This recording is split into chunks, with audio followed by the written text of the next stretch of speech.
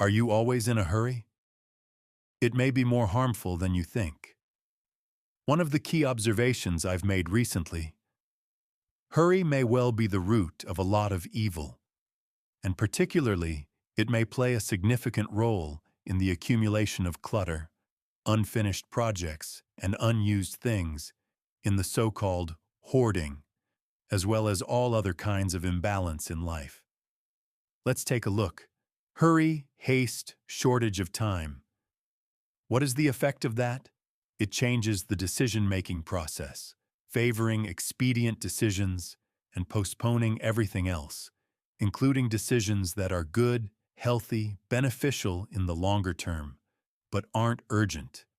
You don't have enough time for this or that. For the simplest example, imagine two slightly different variants of the same scenario. You need to get somewhere, from point A to point B, let's say, by driving. Scenario 1. You are in a hurry. You're running late for your work or some appointment. You rush out the door, you step on the pedal, you wait impatiently at a red light. You try to run the yellow light to avoid being stuck at one. And at all times, you change the lanes trying to squeeze some precious seconds and make some precious green lights. And at all times, you're worried about not making it on time and the possible consequences of that. Your appointment may get canceled, you may get charged a fee, your boss might reprimand you for being late, you might miss a meeting, a client, and so on. And on top of that, all the efforts to go faster aren't making much difference. This all adds up to one unpleasant and likely unsafe situation. Scenario 2, exactly the same path, but you have no concern about time. Maybe you are just going somewhere at your leisure, on your own schedule, with no particular arrival time. Maybe you are just running early and have plenty of time to spare. You are not compelled to squeeze every last second, so you slow down and stop for changing traffic lights. You let other drives merge and pass with courtesy. You have situational awareness to catch other drivers' mistakes, and you're just enjoying the ride. You arrive with time to spare no matter what, and you're thinking of something pleasant or useful or even nothing at all. Running late and having to hurry happens to the best of us from time to time, I'm sure. But what's particularly bad is chronic hurrying, chronic shortage of time. It's a huge red flag. As a side note, another point I'll be making is shortage of time, shortage of money, and other kinds of shortage are all the same thing in most cases. So I'm going to generally call this shortage of resources. The reasoning is like this. If you are short of time, that means you are in some way compelled to take on more work, to commit to more things than you have time for. That means something or someone is compelling you to take on all these commitments. That means you have a negative balance of resources and are not entirely in control of the situation. If you had an abundance of resources, you could afford to take time off work, to delegate work, to hire someone, or simply skip it, postpone or slow down, and then do something of your choice that's also valuable for maintaining a balance in your life.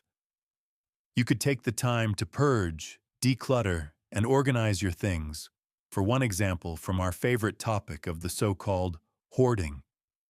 You could take the time to finish some hobby projects, eliminate materials and work in progress, clean up and enjoy the results of a job well done. What's driving the imbalance and the shortage of resources is another matter. There may be any number and combination of causes, both internal and external. It may be due to underestimating your real workload and resources available, and committing to more than you can realistically accomplish. It may be a salary that doesn't pay enough. It may be others taking advantage of you by asking you to do things at the expense of your own agenda, attention, workload, spare time. Others not being considerate of those things. It may be voluntary or involuntary commitment to overtime at work. It may be a combination of these or other things.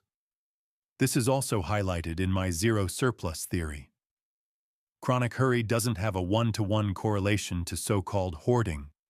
Just because one might have a shortage of resources, it doesn't necessarily mean that they end up with dysfunction in possessions.